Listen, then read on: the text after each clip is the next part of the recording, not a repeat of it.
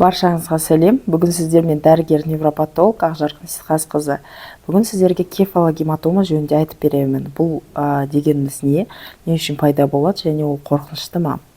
Кефалогематома дегеніміз ол бала туылып жатқан кезде баланың бас сүйегінің сырты мен сүйек үсті кеңістігіне қан құйылады.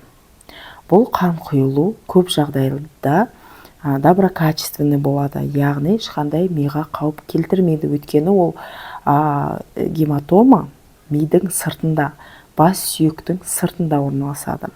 Егер бұл қан құйылу 4 мм-ге дейін болатын болса, ол жеңіл дәрежелі. Егер 4 мм мен 8 мм-ның ортасында болса, ол орташа дәрежелі. 8 мм жоғары болса, ол ауыр дәрежелі болады. Егер 8 мм-ге дейінгі болатын болса, бұл гематома өздігінен 1 айға дейін тартылып кетеді. Егер 8 мм-ден асатын болса, хирургтың консультациясы керек.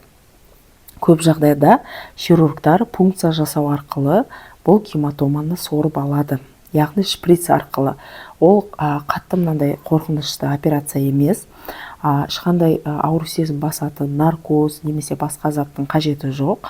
Бала бұндай процедураны жеңіл қабылдайды және көп жағдайларда, 99% жағдайда жақсы аяқталады. Сондықтан кефалогематомасы болса балаңызда уайымдаудың қажеті жоқ. Бұл 99% жағдайда миға ешқандай әсері жоқ және бұл гематомалар 1 айдың көлемінде өздігінен қайтып кетеді.